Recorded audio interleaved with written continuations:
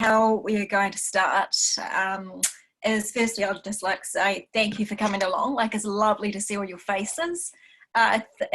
It thrills me that we can all come together from different parts of the world in this community. So it's just a delight for me to be here with all of you. So thank you for turning up. Yeah. And we're going to go into a karakia, and I'm going to hand it over to Wayne to explain what that is. Great. Hi. Yeah. So we're going to start with the karakia. Yeah. So the original people of this land were the Māori, and before they went into any kind of learning, any kind of activity, really, traditionally they would have what's called a karakia, which really is a way of just calling ourselves present to this work, or what they would say, this mahi that's going to be done. And what that does is it just takes us from what we call the noa space of the everyday mundane, and it signifies that we're stepping into a more connected space of learning and coming together as community in this sense. So the karakia that I'm about to share with you, I just want to acknowledge Rongo Ngata. He's a trainer and supporter of ours, and he helped us to piece this karakia together. And basically, in English, it's about acknowledging everything between the sky and the earth. There's a line in there, it's ka pakaru mai te po. A pakaru in Māori is if you buy a pakaru car, you bought a lemon, right? So pakaru is broken. And po is night, so it's about breaking up the night or illuminating us in the light of this work and the learnings that we can take. Another line in there, taumai te mauri, which is really is making us the perfect container for this work to land into and connect with the life force that flows through all of us.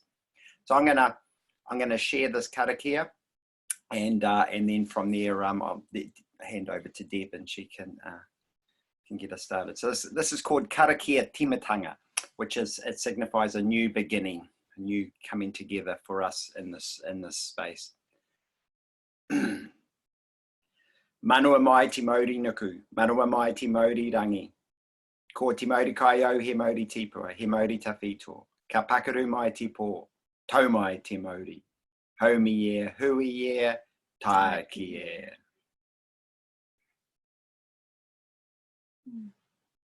So yeah, kia ora everyone. Yeah, thank you. Kia ora. It's, as I mentioned before, I just want to welcome you all. For those who have just turned up on the call, welcome. Kia ora from New Zealand. We live in a place called Auckland in New Zealand, which is the largest city. When I say the largest city, we're like 1.5 million, so we're not that big. Yeah, but that's where we're currently residing. My name is Deb. My full name is Debbie Hipperson. And I hail originally from Norfolk. That's where my family came from. We arrived in this country in 1925, so we have been here for 95 years and celebrating that. And all of my family, my dad, my mother, my grandmother, all come from Wellington, so that's pretty much where I spent the first part of my life, which is the capital city of New Zealand. Yeah, so just acknowledging all of you and where you come from. We are currently in week 2.5 of lockdown. We have got 4 weeks at the moment, and it's looking like what the government is going to do is gradually pull it back. Auckland probably being one of the last areas to come out of lockdown because we are the biggest and we've got the most cases. So that's just a little bit of what is happening here. There are 6 of us living in our house. So we have my partner Wayne and I. We have a 20-year-old, almost 20-year-old, an almost 18-year-old, a 1-year-old, and a 23-year-old. So we have a very full house. Very much enjoying the delights of having our granddaughter living with us, and a firm believer that it takes a community to raise a child. So we have like a 1 to 5 ratio in this house, which is amazing. So really celebrating that we can all come together in this time, which is pretty challenging. So just acknowledging that it is quite a challenging time for everyone. Just a little bit about my background, so you know who you're working with. I have a background in primary school teaching. I was a primary school teacher for 14 years. I've been a social worker. I worked in further education and have done a lot of work with teenagers and families. So do work also with an organisation called the Discovery Teams for Foundation, and also am an NVC trainer. So almost, actually in about 3 weeks we'll become certified.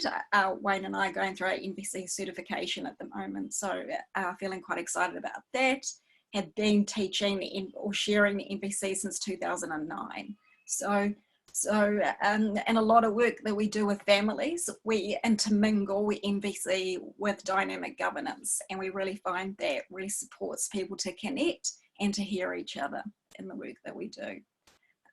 As I mentioned, we have 4 kids between us, and mostly 2 of them are with us. Amy is with us because we're in lockdown, so we went to go and get them so we could all be together. And my son is almost, how old is he? So he's 21, and he lives somewhere else towards Wellington. A little bit of what brought me to this workshop is, so I have known John since 2009. Just wave your hand, John, for those who don't know who you are. And feeling really grateful for my experiences with John. And so I met him on an NVC call, actually. And then we struck up like a really amazing friendship. I did some work with him, and we've been friends ever since. So also 4 years ago, I had the pleasure to go and stay with John and Ramona in the US, and we did lots of cool stuff together and did Thanksgiving and all that kind of thing. And so just grateful in this moment for John and Umesh's support. Umesh, if you could just raise your hand. Umesh is our technical support on the school. So thank you to you both for bringing me here and for what you've offered to get this off the ground. So yeah, thanks a lot for that. What else do I want to say? Okay. Just a couple of other things. How I came to offer this workshop is that having done quite a bit of work in dynamic governance, there was a couple of things happening within our family unit, especially around support around the house, that just wasn't working, and we were feeling quite frustrated. And so I decided actually I think it would be useful to get some of these things sorted out.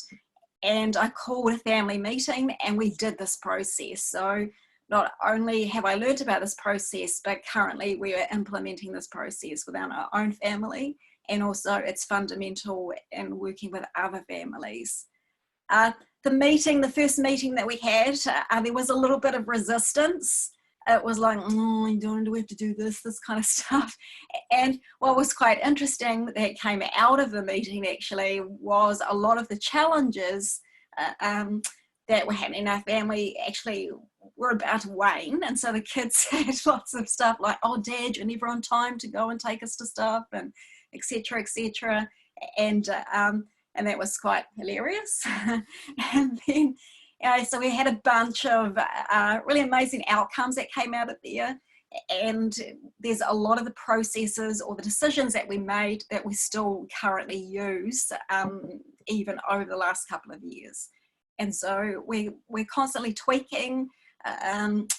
We actually are probably at the point to have another family meeting just about some of the things that are what I call slipping in the family, and so we're going to probably do that this week. It's something that's happening. I just want to tell you, yeah, so that's just a little bit of what brought me here. As you can tell from my accent, as I mentioned before, I'm from New Zealand. We say things like chips and eggs and stuff like that. Yeah, it's just lovely to bring us together in this diverse group. So yeah, so thank you for coming. What I'd like to do now is just do wondering, John, if you can do a little bit of an intro as someone who is quite fundamental in this work. Sure. I think most of the people on the call probably know something about sociocracy, which is just basically a way of organizing or helping people self-organize, I guess you could say it. It keeps them able to get things done, but still basically be equivalent with each other. And I picked this up a long time ago over in the Netherlands from a man named Gerard Endenberg, who developed the methodology, quite an interesting guy, whose personality reminds me of Yoda in Star Wars. But it's applied in lots of ways in corporations and nonprofits and co-housing communities and in families, as we'll get a taste of today. There's even neighborhood parliaments that are and children's parliaments that were developed in India that use it. So it's a way of helping people get together. Just a quick mention on the children's parliaments, the neighborhood parliaments. One of the areas in the world that uses that a lot is Kerala in India, and there's a requirement that everybody form organized neighborhoods of no more than 30 families each, and then those neighborhoods send representatives to the next higher level, and then the next higher level after that. And they have been very well prepared to handle the virus problem. It's demonstrating how powerful it is to be organized from the bottom up. So we're doing just a taste of that. And welcome for the session today. Yeah, thank you, John. Umesh, as our technical support and someone who does a lot of work with John, would you be willing to just intro yourself and what brought you here? Sure. Hello, I'm Umesh from India. I basically visited part of the India. I was working in a corporate, and it was continuously sort of feeling that every aspect of the business and the work is kind of taking care of the operation part of the doing things, or kind of business, but not the actually human part, the people who are actually doing the job. And I was looking for a better ways of kind of how we can come together and get things done, and in a better way or inclusive way. And I came across Sociocracy, and I really found it kind of effective, and in a way, more human system that kind of will bring people together and still get things done in a more inclusive manner. So yeah, that's a kind of introduction, and I'm exploring different ways of working and living together that is more harmonious to the I would say nature and to each other in humankind. That's me. And me, I just came across this sociocracy concept 4 years back, and this was so powerful for me that just I left everything and are currently completely into this aspect of working and living. So that's me. Thank you. Thanks, Umesh. And just one logistics note, Umesh and helped by me is noting key points in the chat, and when we're done, we'll send you a recording if that's okay, and I will. If it is not okay, please send me a note. But along with the recording will be the chat records, so that we're not putting slides in front of you, but you'll get the notes, and you may want to take your own also. Okay, thanks, John. Wayne, would you be willing to intro you? Sure. I hail from Turanga Nui a Kiwa, which is Gisborne on the east coast of the North Island of New Zealand. I grew up there. I think the thing I most to say is, I come from quite a, I guess, dominant style of doing things originally, and I've really enjoyed NBC and then Sociocracy for what I'd say rubbing those edges off, and I really enjoy the inclusive nature of this work, and the more we do it, share it, and put it into practice, just seems to be the more richer life gets. And I'm kind of really it's lovely to see you all, and I'm really enjoying sitting next to Deb this morning and hear her share it. So thank you. Thank you. Okay, so what I would love to do now is just hear from each of you, because it's really important to me that we put all of our voices into the circle. So I'm wondering if you'd be willing to share your name, where you're from, and something cool about you. Yep.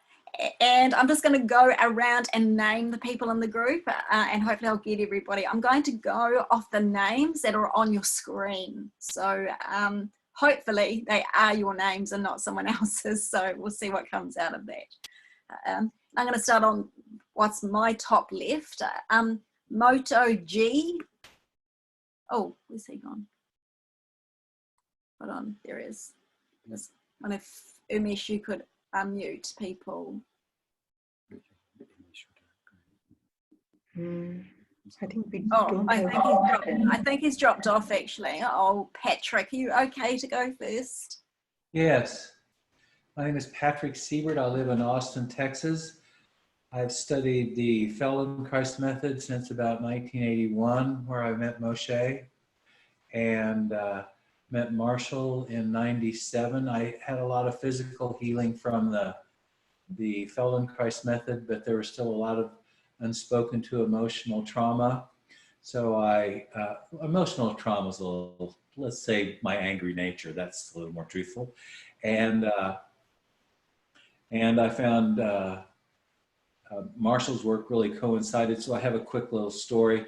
When I read part of his books, and I was living out in the National Forest, and I drove for about a day and a half to meet him, and walked in the room, and he asked people to introduce themselves and why are they here. And I said, well, I read your book, and so I thought I'd come and get the information directly from the horse's mouth.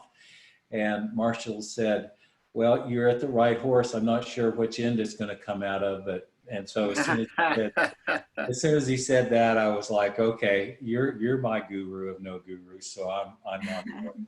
So that's what's unusual about me. Thank you. Thanks, Patrick. Thank you. Ben.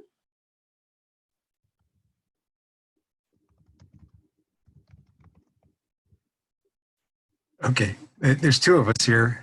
One side. Right. Hi. Go ahead and introduce yourself. My name's Becky. We're in Greenbelt, Maryland, USA. I'm Ben. Right. Cool about us. We live in a housing co-op here outside Washington, D.C. So. And there's Lovely. a lot to learn about how to work with people. So this is very interesting to both of us. Very worthwhile. Yeah. To learn. And it's fun to see John because we've learned a lot from John past years. Great. Thank you. Welcome. Welcome to you both. Thank you. Lavinia.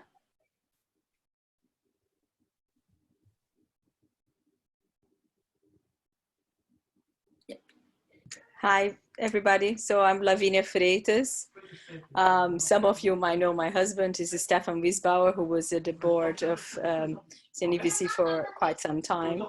I am very grateful to have the opportunity to learn with you today for this, what I'm sure we're going to fly by now, or Sociocracy and then NVC as well. And I'm Brazilian, have lived in many places, but now I'm based in Germany, in Leipzig, Germany. And we have 2 kids, 1 teenager and 8 years old, but the teenager is 11 going 15, 16, if not older. So the challenge is there that I'm curious to hear from you, how you and how we can implement what we're going to learn, what I'm going to learn today. Thank you. Great. Thank you. Welcome. Renata.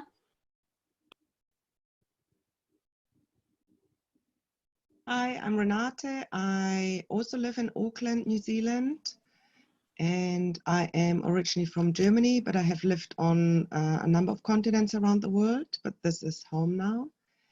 We've got 2 children that I have moved beyond the teenage years, but we all live together, so that's why I'm here. And something cool about me, I'm a laughter yoga leader. And I have started an online laughter yoga class. And we actually had a visitor from America yesterday, joining in our Zoom laughter yoga. Thank you. Cool. Thank you. Thanks, Renata. Welcome. Mitsuko. Well, hi, everyone. So my name is Mitsuko, and I live in Montreal, Canada. And something cool about me, you know, there's a part of me that's like, I don't want to say what I'm doing, or I don't want to, you know, explain what kind of work I do. So what's cool about me is actually I live with 2 teenagers, and we're thinking of doing a intergenerational house with my parents. So that's pretty cool. So that's going to be a lot of work.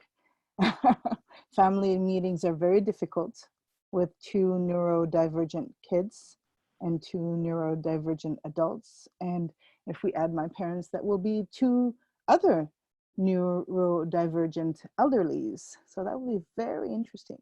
Voila. Thank you. Welcome. Kent.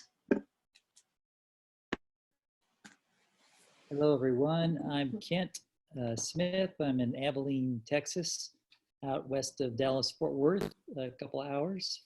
I'm surrounded by beautiful women. On the left, my granddaughter, Natalia. On the right, my wife, Karen. We both don't want to be on screen, but that's fine. They're with me, and we're enjoying this. We are, one of the fun things in our life right now is that we're in the process of building a micro eco village with 6 other families outside of the city here, and have a training center that we're building at the same time to train lots of people, many university students as well as people in their retirement years, in how to live more sanely. And obviously dynamic governance, sociocracy, and NVC are critically important for that. So happy to be on this call. Thank you. Nice. Brittany. Hi, I'm Brittany.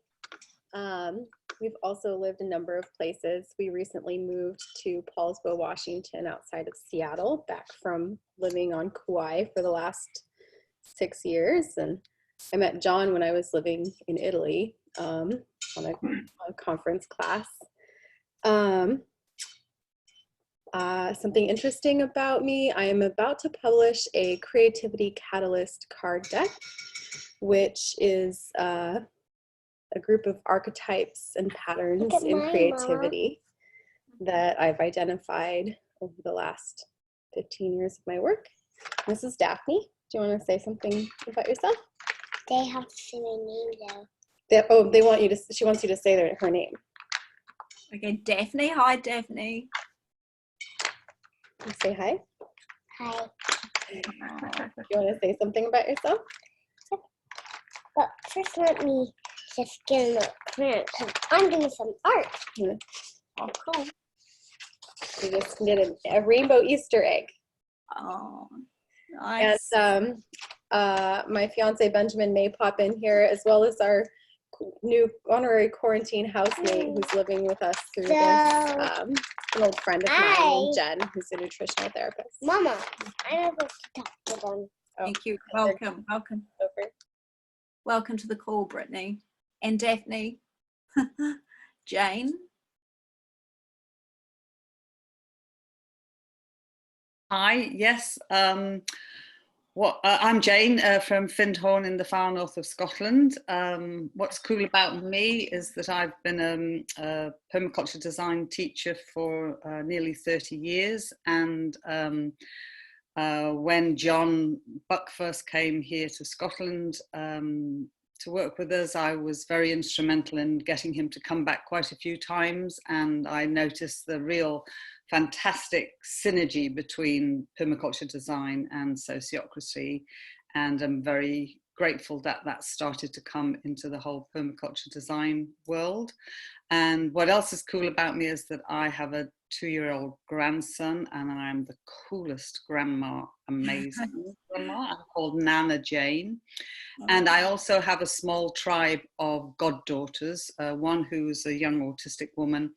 And I am particularly on this call to help her and her foster parents and the other young women I know with their family dynamics and communication during this lockdown time. Most welcome, thank you. Jennifer?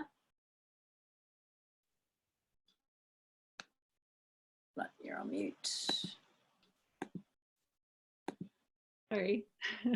Hi, I'm Jennifer, and I live in Santa Fe, New Mexico currently. And I have 3 kids, and they're kind of around, so I may need to kind of pop in and out. But my 12-year-old is behind me. She's doing some schoolwork right now.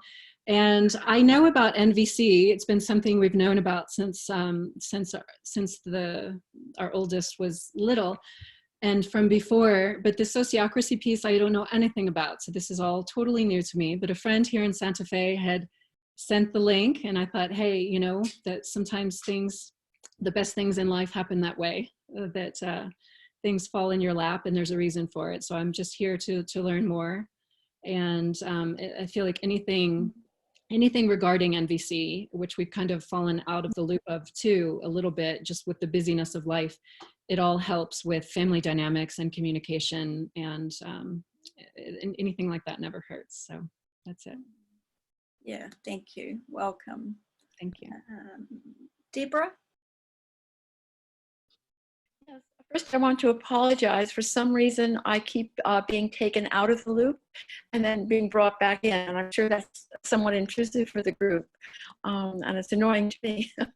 I have known about John ever since the publication of his book was introduced to me many years back. And I'm fascinated by the possibilities that Sociocracy offers. Right. Thank you, Deborah. And H. Honia. Hello, I'm calling in from San Diego, California. Can you guys hear me? Yes. Okay.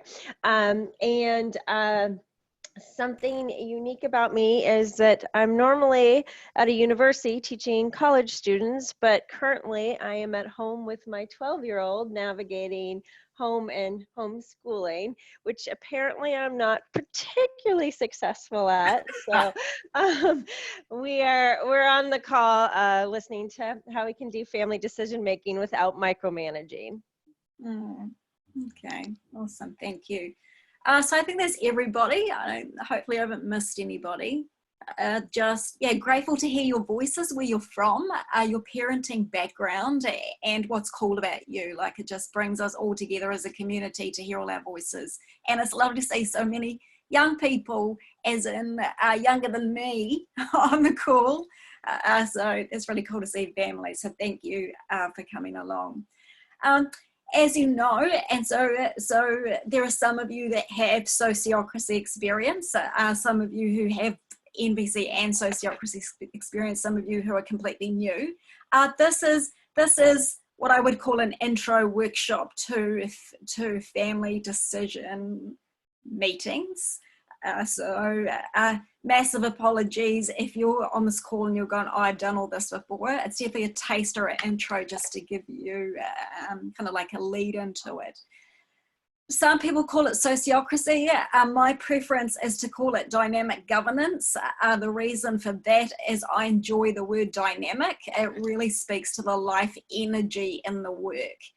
And so that's what, when I term it, that's the term that I'm going to use. Because it's all about really listening to the flow of life. As John mentioned, it comes from the Netherlands, from Gerard Endberg, and John and Umesh have spent a lot of time bringing it to the English-speaking world, which I feel very useful, very blessed to have been able to learn about this thing.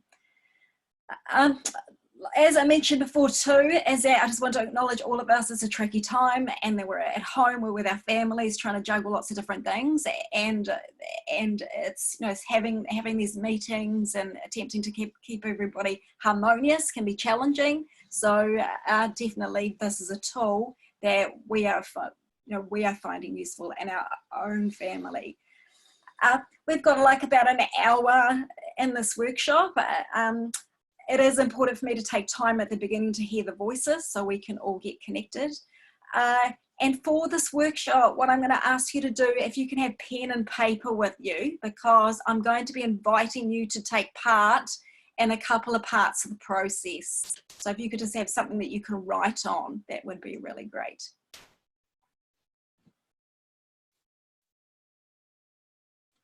Okay, so I'm going to launch into just a piece that I'd like to mention is what underpins this decision-making process. So there is a part in John's book that I really enjoyed that I wanted to just quote, and then I've just written a little bit around what underpins it for me. So the bit from John's book is, for workers to be entrepreneurs, there has to be a practical process for them to have a meaningful voice and determine short and long-term strategies. If we first love and respect each other, challenges can be solved peacefully. So I really like that piece. And when I connect to it from an NVC perspective, it is what I've come to is we all want to belong. We all want to be heard, understood, and to matter, whether we're children or we're adults. As human beings, we all want the same thing. This process allows us to connect with ourselves and connect with others in a way that honors and serves life. Yeah, so I just reckon it's important to put that forward as a foundation to what this work is about. So how do we run this process in our family? Yeah. How we normally do it is that we come together in our lounge. I don't know what you call that, like a room in the States or other places, but it's it's like the living room, right? We all come into the living room. We sit in quite a loose circle. I say loose circle because we've got sofas and we've got bean bags and all that kind of stuff, and it's a circle-ish. So we're all in that kind of formation, and we have a big whiteboard that sits in our lounge that we wheel out because we do a lot of writing stuff up on that board, and it's really important that we come together in that session is to have, if it's not a whiteboard, that it's a big piece of paper that everything that's talked about can be written up and then can be put somewhere so people can see it. Yes, so some kind of writing thing that people can see. How I'm going to run this is I'm going to go through the process of what we do, and also Wayne is going to support me with a demo, and I'm going to ask you to take part in bits of the process. Yeah, so I'll go through what we do first. So after sitting down and doing what we call a check-in, so a check-in basically is a sharing of what's on top. So it could be how I'm feeling in this moment. It could be something cool that happened during that day. It could be something that I'm struggling with. It's just whatever is alive in each person. And we do a round, because one of the key fundamental pieces of this is that people speak in rounds. And the whole point of that is so people get sacred space to talk about what's important to them without any interrupting. Yeah, so one of our kids might go first, and the next child will go next, and then one of us will go next, and we just go around and do a check-in. Yeah, and that's the first part of the process. Just brings us all together and all on board. We find that really useful. Then what we do is we draw up our whiteboard, and the first thing we start with is a celebration of what is currently working. We tend to sometimes, as human beings, spend a lot of time contemplating what is not working and not necessarily enough time to really focus in on what are we actually celebrating, what's working. So that's precisely the part we work. That's precisely the part we start with. So what I'm going to do just to demo this is, in a moment, I'm going to bring up the Zoom whiteboard, and I'm going to ask Wayne, who is one of my family members, and take him through parts of the process so you can see it happening. Yeah. So if you could just do that one, if you can bring up my... Are we co-hosted? Doesn't matter. People can see what's on here. Okay, cool.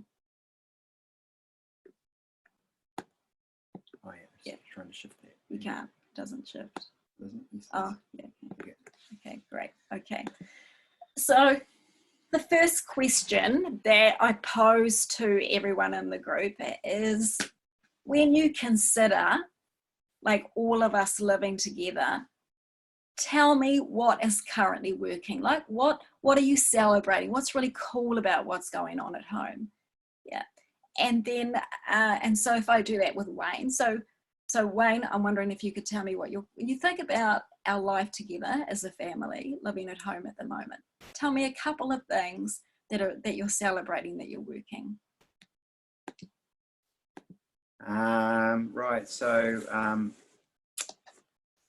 celebrating. Yes, I'm really celebrating really nice connected time with our granddaughter. Yeah. And her mum. Mm-hmm. Yeah, and so yes, I'm really celebrating that. It's really nice. Rosa, our granddaughter, I'm really enjoying definitely time with her. Yeah. And walks. I love going for walks with her. Okay, so walks with Rosa. Yeah. Yeah. Now that we've got Taylor back with us for 2 weeks, our daughter's 2 weeks with her mum and 2 weeks with us, and our son is full time with us. I'm really enjoying her and Ben. So my daughter and my son's connection. I haven't seen them in the lounge together so much for a long time because we're all locked down, and I am enjoying their banter and their rigorous kind of card games that they play together. So I'm really enjoying that, the time they're spending together. Yep. And just maybe one more thing that you're enjoying about family life. Yeah. I'm really enjoying the family meals together. It's become a family event, and I'm really enjoying the cards that are happening on most nights afterwards as we all come together and play cards together. Especially the other night when we were all just laughing so much. We were so tired, and every little thing was really funny, and I'm just enjoying that connected time. Okay, thanks. Okay, I'll stop share back. Okay, so what I'd like you to do is, in this moment, you've got pen and paper with you. I just want you to take a couple of minutes and consider your home life at the moment, and what's happening with you and your family and living together. I want you to write down some things that are currently working for you. What are you celebrating at the moment when you ponder your home life?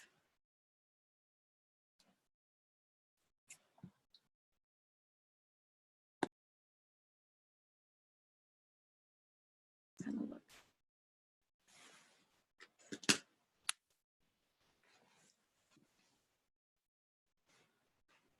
Might be a good idea to time it actually.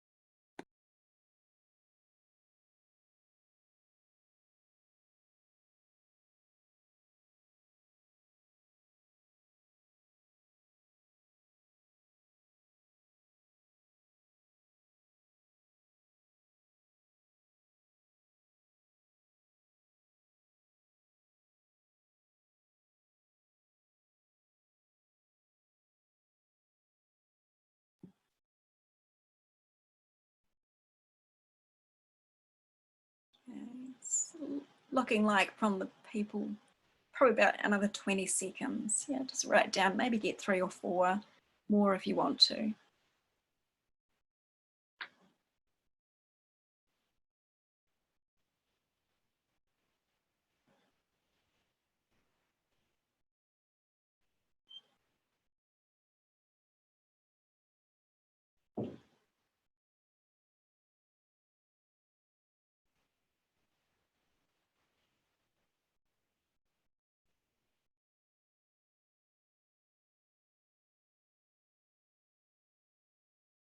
Okay, so what I'd love to do is invite anyone who would like to share into the group about one or two areas in your family life that are currently working for you.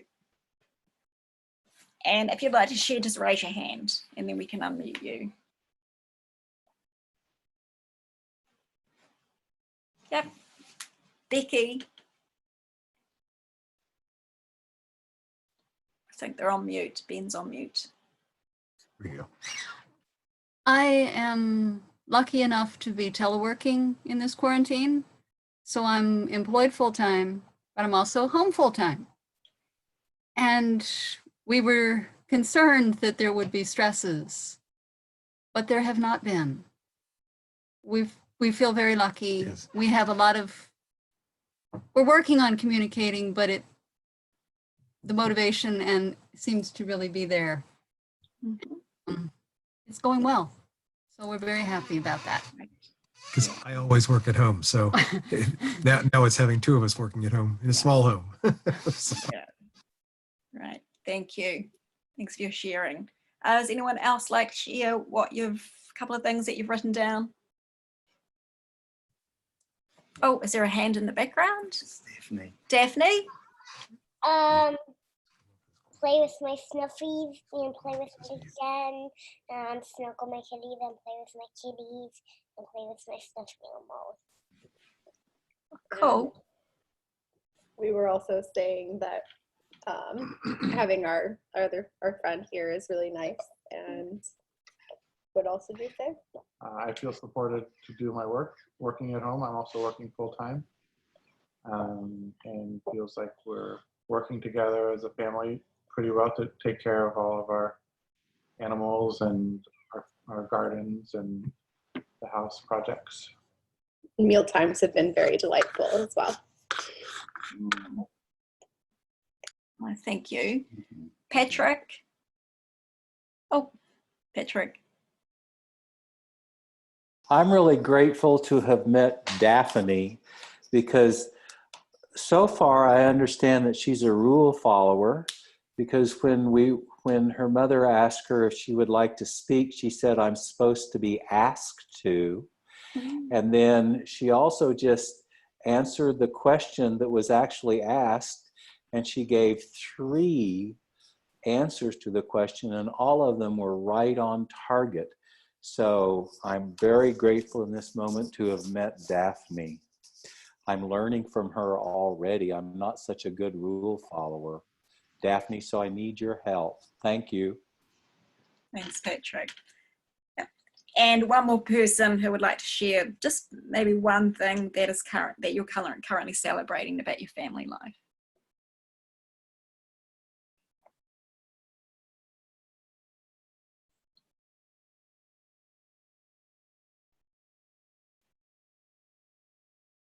Okay, shall we shift on to the next bit? Okay, so the next part of the process after everyone has, and I write these all up on the whiteboard, you see everyone's responses written so we can all see that.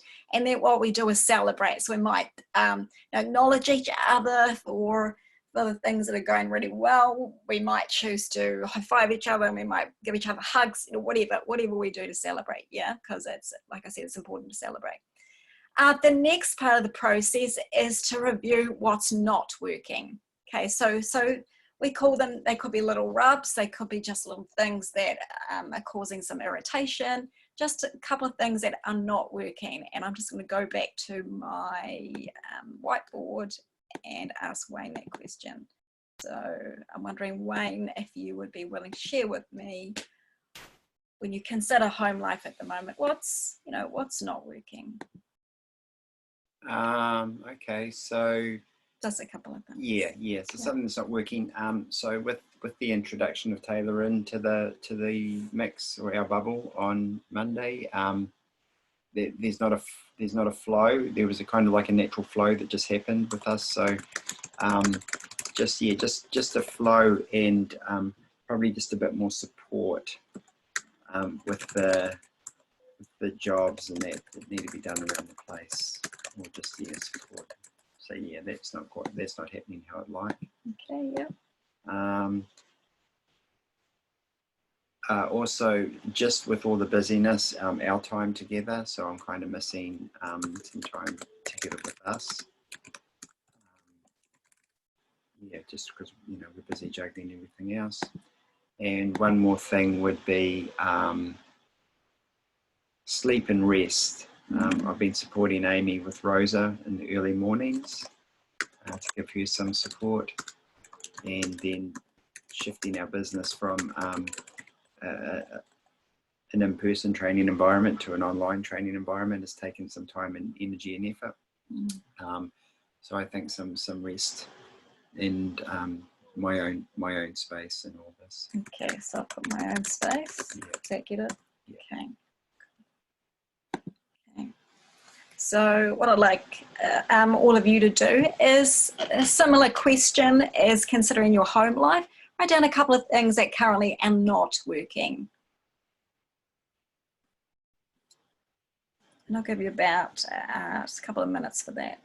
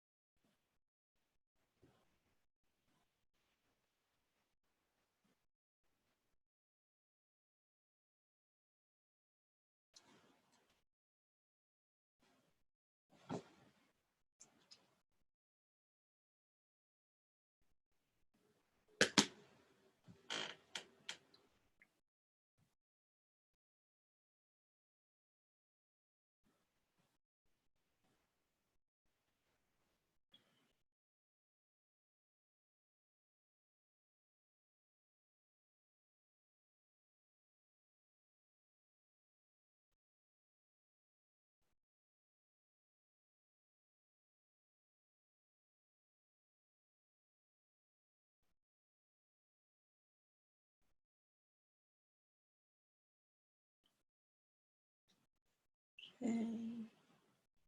So I think from the screens, the people that I can see, I think a couple of people have written some things down. So, so what happens? Oh, just before I do that, actually, I wonder if there's one or two people who'd be willing to share just one thing that's currently not working. That's like a bit of irritation or a bit of a rub.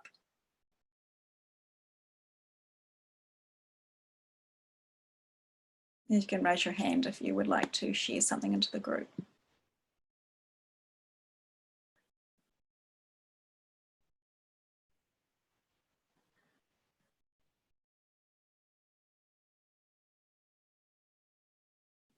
Is that Patrick?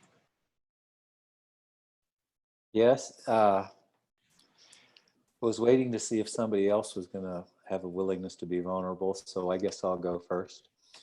I think the thing that I've been struggling with for about 15 years is I have 4 children, and it's been 15 years since I've talked to them. I've made attempts to bridge that gap and haven't found a way to do it.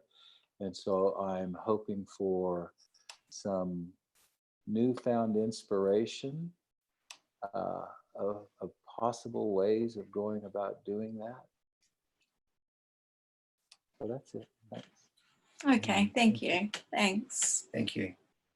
Daphne? Called on you. Okay, so what's not working? Tell them what you just told us. I had some with my Dreamcast right now. It's not working. Can you say a little louder? My Hatchimo is not, I mean my Dreamcast is not working. Her dream catcher is broken and she'd like it to be fixed. Okay, awesome. Our friend Jen is here too. Benjamin and I, well, mine was, I would like a little more structure and consistency around cleaning. Just since we have a lot of space now, which is wonderful, just to kind of figure out a better system for that. Okay, thank you. I feel like we could be doing a better job of providing Daphne with structure and activities and educational opportunities and different kinds of content for her to interact. Yeah. You want to jump in? This is what's not working. I think what's not working for me is dinner time and how late it's happening, and then the dynamic of dinner time at the table. I was just thinking that yesterday. Yeah. Okay. Yeah, nice. Thank you. And Mitsuko, you had your hand up. Yeah.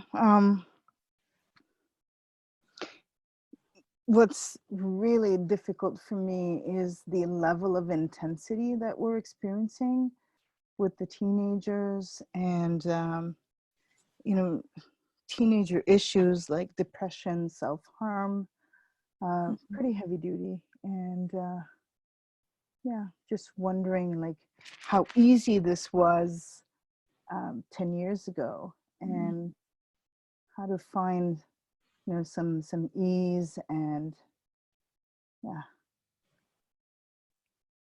trying to evolve together with this new phase. Yeah. Okay, thank you. Okay. So the next part of the process, so we've done what's working and what's not working. Then what we do is what I call phase 3, and that's identifying the energy. Okay, so I'll demonstrate how we do that. Let's bring up this.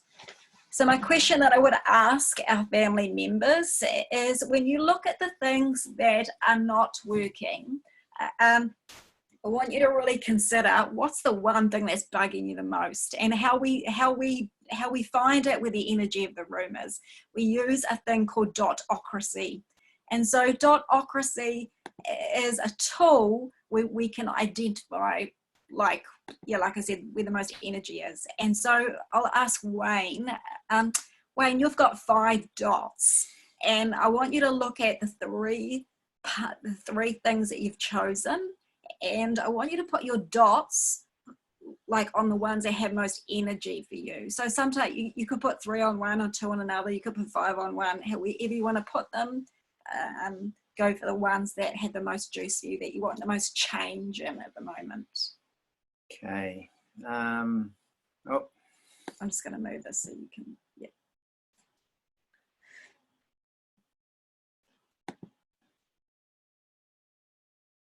So,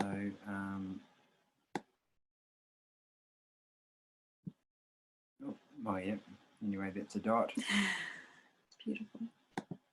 Oh, there it is. Hey.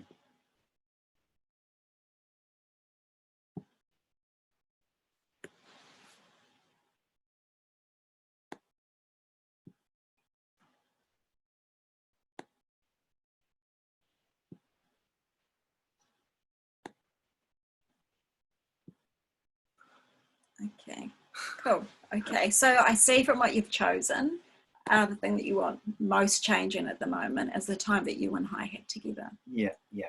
Okay. Yeah. Okay. Yeah.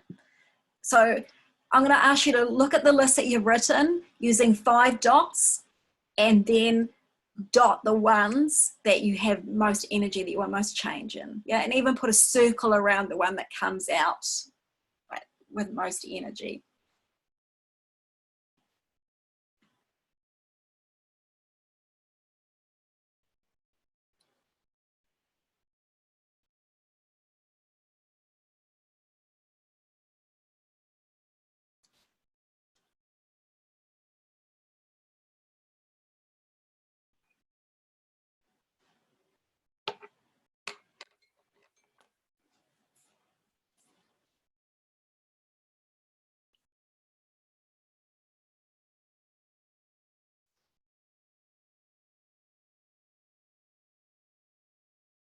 Okay, and with that exercise, sometimes it comes out that like it's an even spread, and then what we'll end up doing is just picking one, because we can address the other ones as we move on over the weeks, but we just pick one so we can get some movement forward. Yeah.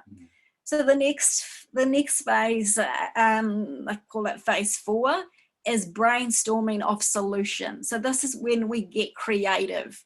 So we look at the challenge that we've picked, the thing that we most change in as a family, and we do rounds and get everyone one at a time to offer some kind of strategy that would address this thing. Yeah. So, so Wayne, I wonder if you could have a look at the Deb and Wayne time one that you chose. Give me a couple of ideas of how you what could be some strategies to address that. Okay, cool. Yeah. Yeah. So, yeah. So some things that could help. Yeah, because what this process is had me realise is that when that's happening really well, the rest kind of start to fall into place. And I just know it's just because we've just been so busy and we just get a bit kind of lost. So, so one strategy would be to treat our evening walks as really like important. And if we know we've got a training on in the evening, which we've had for the last one or two, is to make time in the afternoon to go for those half-hour walks that we do when we just do the check-in and the walk and talk with each other. Okay. So I'd like that to be a daily event for us. Okay, so can I just check I understand? So Yeah. to treat our evening walks as an important, and one of the ideas is to make time in the day, like to look at the day, yeah, and how we structure things out for our day. Okay. Is to book time for that. Okay. Because we had the training last night and dinner gets a bit crazy, and so I would just value that. We could have probably done a walk yesterday afternoon, as an example. Yeah. So book time. Make it one of our things that we book each day with each other. Okay. Yeah. Okay. It's book time. Book time. Capture it. To walk and talk. Yep. Okay. Yep. Cool. Okay. And what could be another strategy?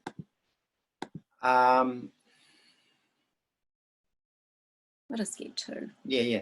That if it's a nice if there's a nice day. I mean, our weather's gone a little bit wet, but if there's a nice day next week, maybe walk up to the park and have our own little private picnic. I think we're still allowed to do that.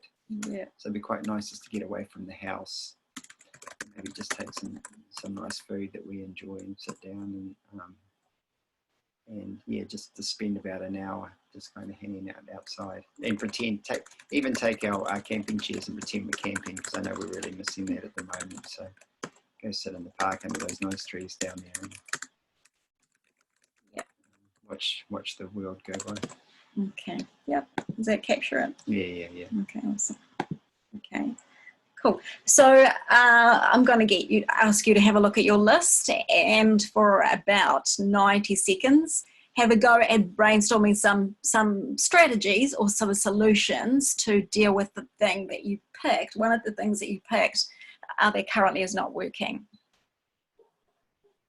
And you might have been doing that as we were talking, possibly. So are there any creative solutions that come up? I just want to raise my hand really quick and say that Daphne has a music class that we're going to clock into in 5 minutes here, and this has been really great. We just did the next step together, so thank you.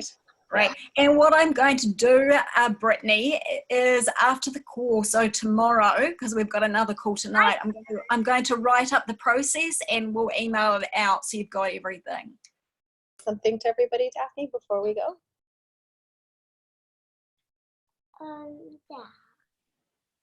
Say thank you. Thank you. It's nice to meet you. Thank you. Bye, Yeah, Daphne. Lovely Bye. to meet you all. Nice to meet you. Thank you. Bye, Daphne. Have sweet dreams. Bye, Patrick. Bye, Patrick. Thanks. Nice. See Thank ya. you. Lovely. Thank you. Great. Okay. So just coming back, and yeah, that's the solution, our solution phase. About another minute, just to write down some creative ideas that you might have that to address that.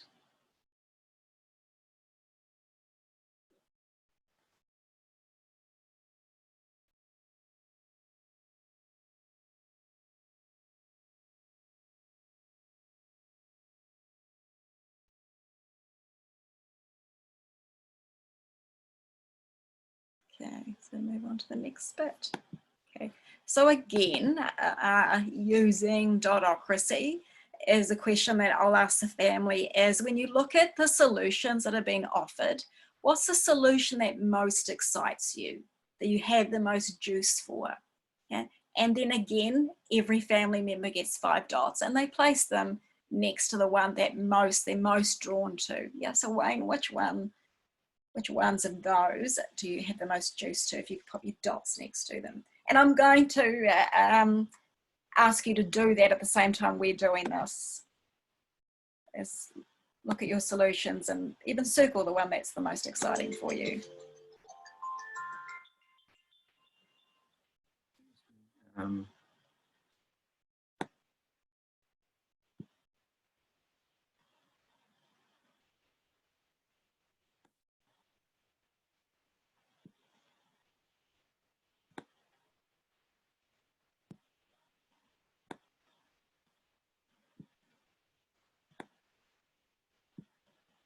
Okay, and so what I see from your choices is that the strategy that most juices you is to treat out any walks as important and to book time during the day. Yeah, well that one is probably the one that I would value the most. The park one probably excites me the most in a way, but I do think the one that would add the most value for me, and that I think that one would be really nice. Okay. Yeah. Okay. Cool. Okay. So so we've chosen the one that, as a family, imagining that there's more of us, is a strategy that is that has the most juice for us as a group. Yeah. And then what happens is we look at the suggestion or the strategy and we shape it into like a doable proposal. Right, so in dynamic governance, this part is called proposal shaping, and then because it's important, when we are going to put anything into practice, that we're all clear about exactly what that looks like. Otherwise, if it's a bit kind of vague or like I'm not quite sure I understand it, that kind of thing, it's hard to put into action if people are not clear. So we start with doing the work on that ourselves first. And if I have a look at what you've written here, Wayne, to treat out evening walks is important, book time. Could you be more specific about that? Like if we were to put it into like a doable thing, how would you term it? So when we sit down and do the planning at the front end of the week. Okay, so what day is that? I think it's generally Sunday evenings at the moment. Okay, so on Sunday Sundays. evenings. It's generally on a Sunday. On Sundays, yeah. That when we plan and start writing up on the whiteboard when all the calls are, that we put a place there for our walks each day. Okay, so on Sundays when we plan our week on the whiteboard, okay, we book in when the walks are, looking at the week. So I know we have our standard time, but it's on those days when we're doing a practice group at night. And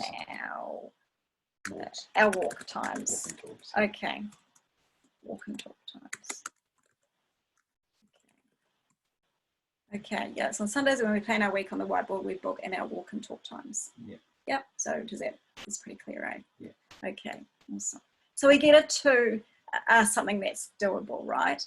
And then what we do as a group, we go into our dynamic governance decision-making process, right? And so the first round is we go into a round, and the process is, are there any clarifying questions, right? And it's quite different to reactions. It's look at the proposal, are there any questions about the proposal? And then we go to each person in the family circle and check in. Do you understand the proposal? Do you understand the proposal? Do you have any questions about the proposal? Yeah, and so we go in to make sure that the proposal was clear for everybody. Everybody's on the same page, yeah. And then the next part of the process is we have a reaction round. And this is the opportunity to just speak about, with honesty, what comes up with each of us when we connect to that proposal. Yeah, okay, so I'm just going to imagine that I am a family member, and take my facilitator hat off for the moment and my other family member hat on, and I'm just going to give a response to that proposal. Yeah. So if I have a look at that proposal, Wayne, so clear in my head. On Sundays when we book our week on the whiteboard we book in our walk and talk times. Yeah, so my reaction to that is like I feel some relief in my body. I know that we haven't had a lot of time, like we spend a lot of time on calls and being really clear on our workers that we have let slide our walk and talk times. And I can just feel a massive amount of relief when I consider that we're going to like really make sure that's important. So, you know, I am, yeah, I'm really cool about that. Yeah, so that's something that's alive in me when I connect to that. Yeah, and then everybody gets to give some kind of reaction to whatever proposal is up there. And this particular strategy really is in relation to us. It would have an impact on the rest of the family because they got to know when we're not available to support.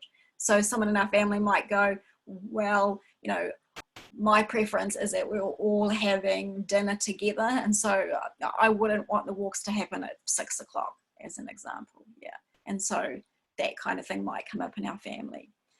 And then what we do after we've done reaction rounds and we've listened to all the reactions, if someone is triggered, what I call triggered by the proposal, then the beauty of being having shared NVC for a number of years is that we have empathy skills that we can bring, and so we would give empathy to make sure that that person feels heard and understood. Yeah, that's when the amalgamation of the NVC comes in really useful. So after the reaction round, listen to the reactions. Do we need to tweak the proposal so it matches people's reactions, or is it okay the way it is? And just say, in this case, it's okay the way it is.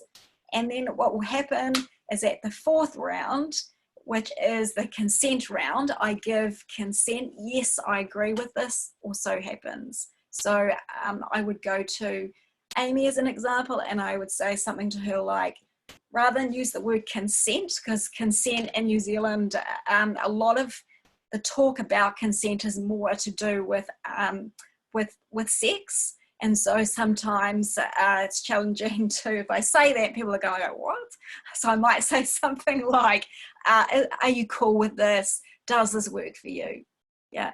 And then check in with each person. If there is an objection, like someone says something like, kind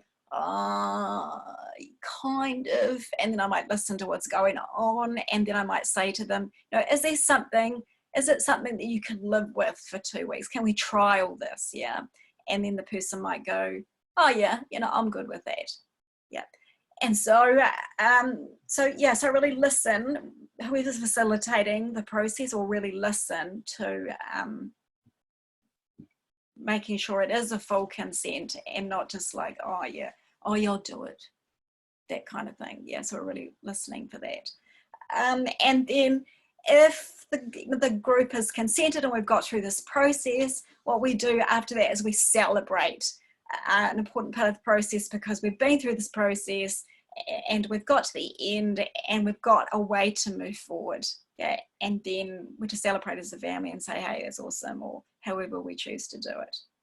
Yeah, and that's the process. And then a part that I missed actually, which is a really important part of this process with the proposal, is that it's important to put a time frame on it, because if there's something, a proposal that's put forward and there is, you know, someone in the group is like, oh, I don't know, I don't want that to happen like forever, but I can live with it for 2 weeks. And it's important that that person knows that this is a trial, because you know, life is a trial, right? And then nothing is ever fixed in concrete. So it's really important to put a time frame that people agree to, that we run the experiment and then we come back in 2 weeks, and again we go through the review process of what worked, what didn't work, how do we want to tweak this, how do we want to move forward with this.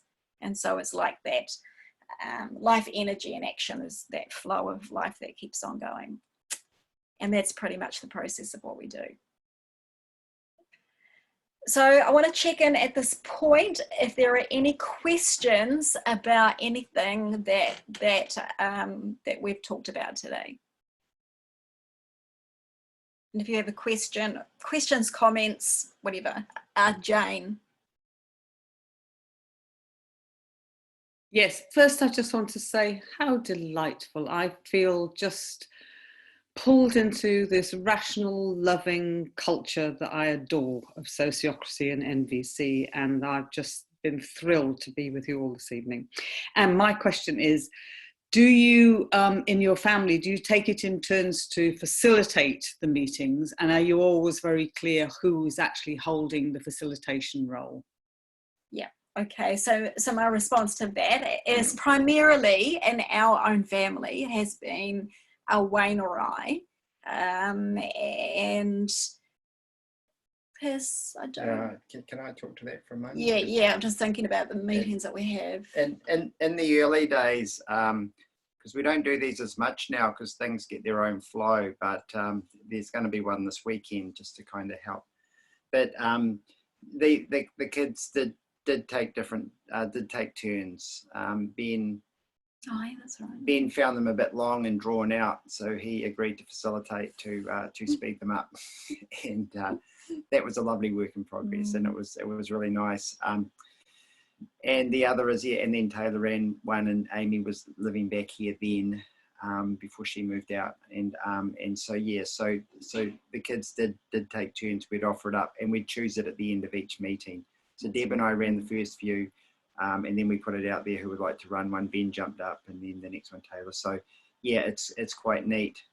One more thing I want to mention on that is Deb and I were working with a family, and the youngest daughter, she was 11. She was quite reluctant for the first one we were facilitating. Sometimes it's good to get it facilitated first to get it started, and then we did a move around the room kind of activity to liven it up before we started. Had them racing around the room, touching different colours, and then she jumped down into my chair that I was sitting in, and so I jumped into the couch where she'd been sitting next to her dad, and then I said, "Hey, do you want to run the meeting?" She goes, "Sure." And we had the 11-year-old that was reluctant in the first couple.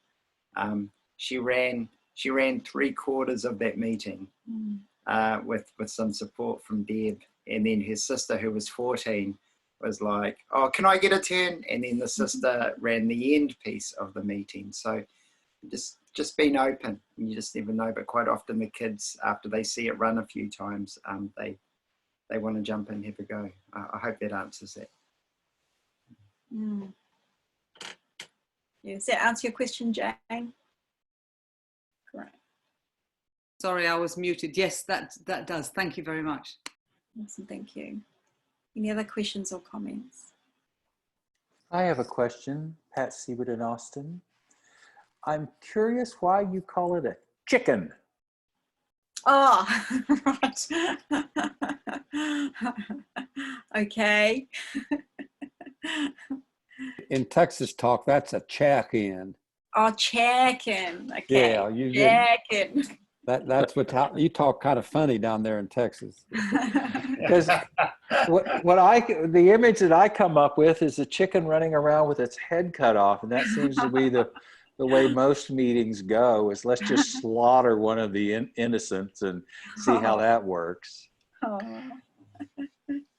Yeah, definitely a chicken. Masiko? Yeah. Well, wait.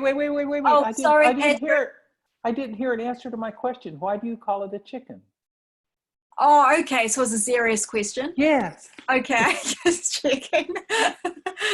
Okay. Patrick, it's a CHECKIN. Okay, but do you want to know the concept of the chicken? Yes. Okay. Thank you. So the concept is around, so there's a couple of things that come up for me. We do in all of our workshops, and every workshop we ever offer, we do this. Yeah, and so what's behind that for me is there seems to be something around bringing all the voices into the circle. And so that's a level of connection that I would like to foster before we even start. And I want to hear what's in the room, right? If people are kind of like agitated or what's going on, because it gives me a sense of how to be as a facilitator when I can hear what's going on. That makes sense? I just read the note. It's a check-in not a chick. Yes. Thank you. Ah, that was the bit that was missing. The accent. Oh, the accent. Okay, great.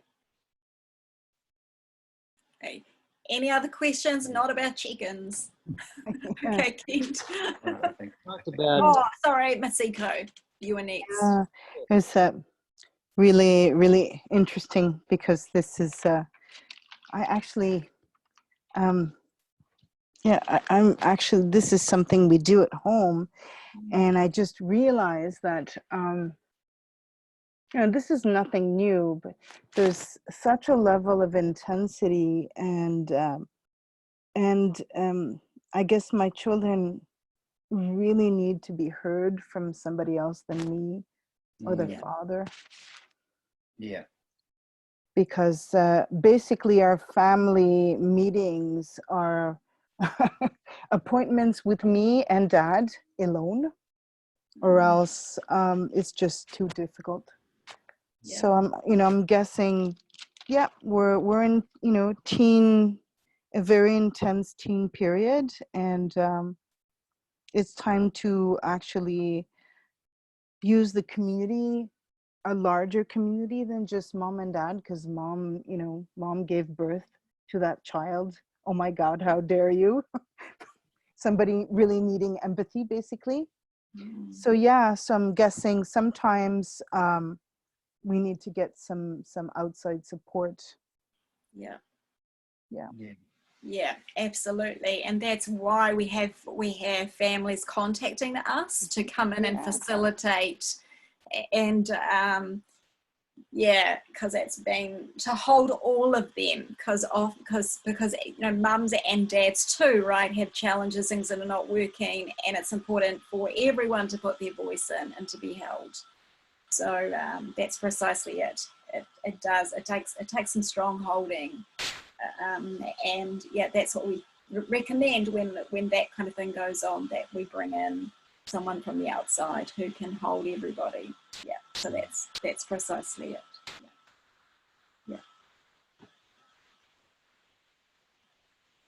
Kent, did you have? Yeah, I was just going to ask a question about when you notice that someone is triggered. You said that's a time when you will exercise some empathy. I know there's specific ways of thinking about that through NVC, but would you just say a little bit more about what that looks like in your context when you recognize somebody is triggered with your child? Yeah, definitely. Okay, so there's a couple, I suppose there's a couple or two responses that come up with that, because it really depends on, so if my gut tells me that now is the time to address it, then I might say, as an example, so if the person has expressed something like, I just don't like that idea, and you're never home, and it's like, I want you to be home more, and that kind of stuff, I would listen to that, and how I would respond is, I just want to check I understand what you're saying. And then I have a go at reflecting the gist, which is like the content of what the person has said. And then I might say, oh, is connection really important to you at the moment? And have a guess at the need. And I might choose to, it depends on the age of the person, on how I might frame the need. And so I might say something like, if they're a bit younger, I might go, is it really important that mum and dad are home at the moment, and that you'll get to hang out, we all get to hang out together, and that kind of stuff. So it's really attempting to listen to that. If I get a sense, like if we're working with a family and I get a sense that the person who has got that going on doesn't feel safe to talk about it, then what would happen is that I might have a word to the the young person or whoever afterwards, and go, hey, I'm gonna contact you and just see how you're doing, and maybe we have a chat about what went on. So I just make that judgment call in that moment about what I reckon would be most life-serving in that moment. Does that answer the question? Yeah, that's very helpful. Thanks. And Wayne, did you want to add something to that? Yeah, so a lot of our children, well, they're 17 and 19 and 20 and 21 and 23 or something now. But you know, the last thing they want nowadays is, "Are you feeling?" because you're needing, and they just roll their eyes and here we go. So a lot of our empathy training around now is about understanding. See the bridge to connection is understanding. And so if we're facilitating a group and say one of the kids has like an issue that's been going on for a while, when you've got an outside person holding it, we can really go for understanding that, getting really clear on that. And then sometimes we might ask one of the parents to reflect it back. But the thing is, when they feel understood, it really frees them up to be present. And what we always say to people is a really key thing is understanding is not agreeing. It's just understanding. And it's important that we understand each other here. That's our road to empathy. That's our kind of like our empathy distinction. And then everyone takes their time to understand each other. And then if you put some needs in with your responses, you see it helps foster that connection that you're longing for. I hope that's helpful. Okay. Deb, I have a request. Yeah. In order to facilitate the learning of the group, it's always helpful for me to have a list of needs, because as soon as I trigger myself about something, is that I notice I don't know the direction to my frontal lobes. Much better be able to think clearly about what's going on. But if I have a piece of paper in front of me that I can look and just open my eyes and just let my intuition drive me to some word that's on that, it's at least an attempt. So my request is would you be willing to send whatever it is that you have as a list of needs to the group in the next section? Yep, I can do it. They can go out via email when we send out the follow-up email. Great. And then I have, and then I have also for, is it Masiko? Yes, I have an offering for you, but I need to understand first off is if you have a desire to hear it. I know someone in Montreal, and I really respect what it is that I've heard Deb and Wayne saying so far. So I like having them on the list also. But for me, person to person sometimes works a lot better than even over Zoom or something like that. I'm a body worker, so the closer we can get our bodies together, I think the more we have a chance of really making some step together. So if you like, I'd be willing to send you someone in Montreal that I think is highly respected in my world, in my small little mind. And I'd like to send you that connection in the chat below. Would you like to receive that? Sure. I'd like you to know that we actually have a lot of support, and I'm always open to finding even more support.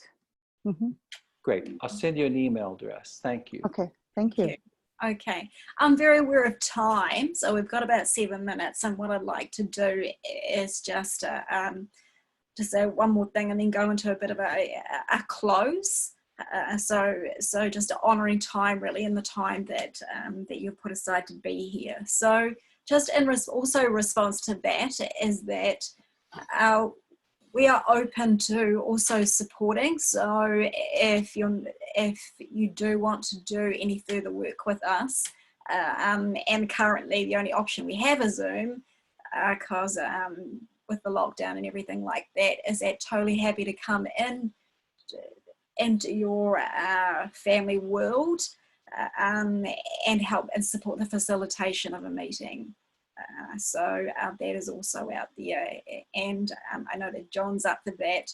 Umesh has done lots of work, so there's a lot of support out there. So if you would enjoy that, please be in contact. Yeah, because more than happy to support this, especially at this time when it's really tricky. So with the close, I'd just like to hear from each person as we close. Just something you'd like to say in closing. It could be how you're feeling this moment. It could be just what you want to say to round up our time together.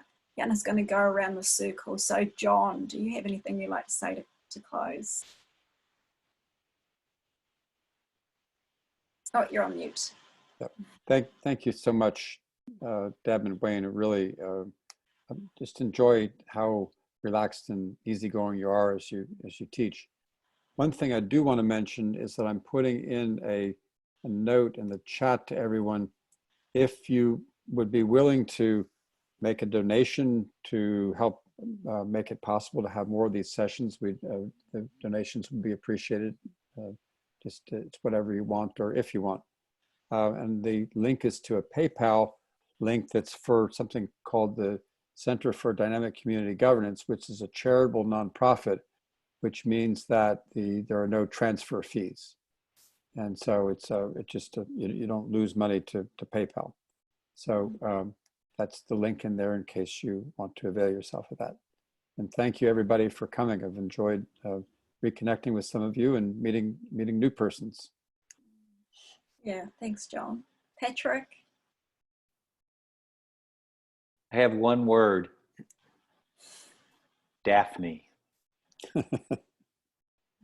Thanks. Umesh?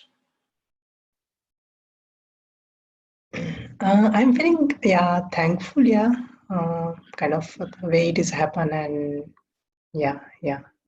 And also light. I mean, it has been almost 2:30 in the morning AM, and still I'm awake. So. Wow, thank you. Becky, is Becky still there? Ben?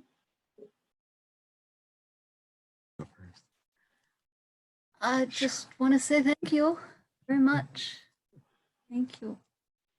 Thank you. Ben? Everyone. Yes, thank you. Well done and very helpful. Thank you. Thank you. Yes, very much. Thank you. Nice. Matsuko?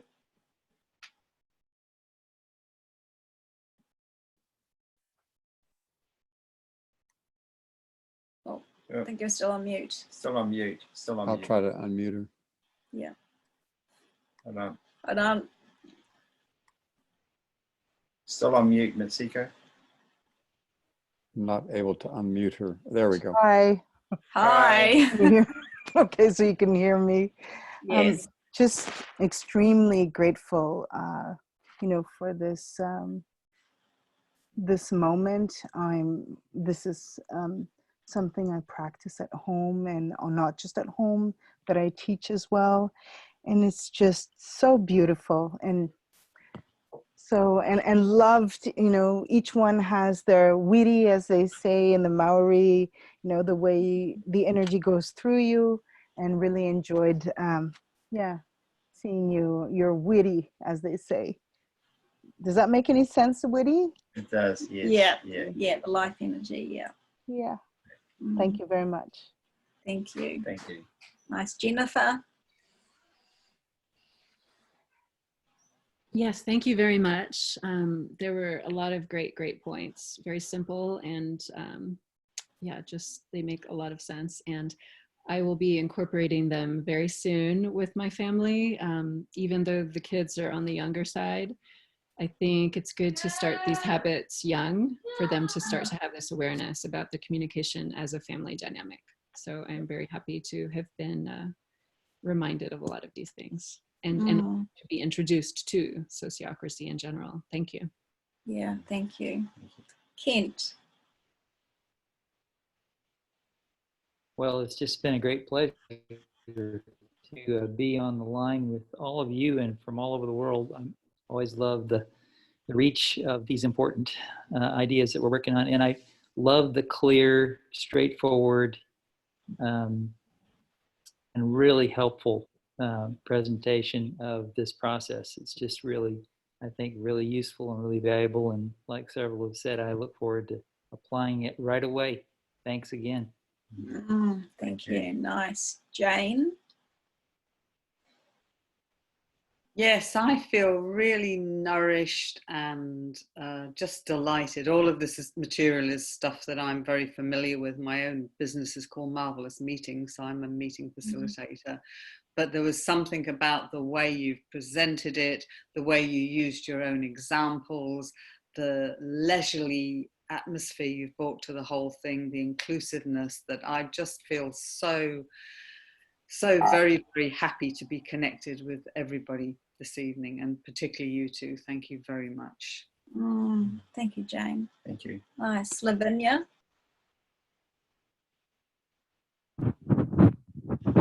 So I'm incredibly grateful. And I said that in the beginning. It's been quite fun to listen to this strategy and how it works in practice. You clearly have done a few times in your what it seems like a very lively household. So we look forward to trying to implement here in our, well, with the kids, they're still relatively young compared to quite a few of you, I guess, in the call. So, so yeah, we look to the dynamics of sociocracy applied to the Freitas-Wiesbauer family here. John, good to see you. And Hi. just say thanks for helping me domesticate my Brazilian and half Brazilian housemates here. It's a serious challenge, so any help is welcome. Good luck. Good luck with that. Nice, thank you. Renata? Yeah, thanks very much. I wish I would have had that knowledge many years back. Thank you. Thanks, Renata. Wayne? Yeah, just for me, yeah, I've just been really grateful. Yeah, it's just nice to connect with you all. One thing I think that's important is make the goal connection, not to make the goal first about working anything out. Make the initial goal kind of connection and understanding, and then just trust what comes from there. And if it's kids involved and everything, even ourselves, find ways to make it fun. Yeah, just don't make it a have to. Make it something that we come to, and we're going to have a bit of fun. We're going to work some things out. Just ideas there, and I've really enjoyed hearing and connecting with you all. Thank you. Nice, thank you. And for me, I feel this Patrick. Oh, yeah, two Patricks. For me, I feel really grateful that that you came. I woke up this morning and I was feeling quite sick, and I was going, oh, and I could feel it like in me at the beginning of the call, and notice that I was repeating myself quite a bit and jumping around, and I was like, ah. So thank you for your patience as I got my shiitake mushrooms together. Anyway, yeah, just really enjoyed the time hanging out with you all, and just wish you all the best on your journeys. Yeah. So yeah. So thank you from our house to yours, and we're just going to close with a closing karakia, and then we'll be done. That'll be us. Yeah. So this is karakia whakamatunga, which is just kind of rounding up and completing and taking this knowledge with us to share with our families and our communities, and acknowledging us and the wisdom that's been brought here. So karakia whakamatunga. Kapa ki tua, kapa ki waho, kapa ki te whare, kapa ki te rua, kapa ki te pau e tūnei, kia mā te ariki, kia mā te tauera. Nā u e ruatau e tāne te waiora e whānoa whāna, haramai te tōki. Haumi e, hui e, taiki e.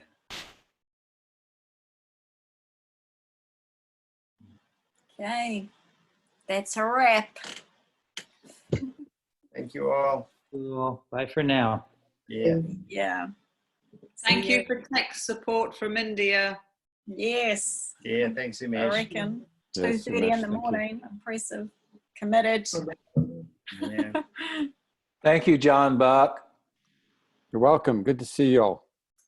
All right, take care, everybody. Bye. Bye, John. See you soon, Renata. Watch out for those chickens, Patrick.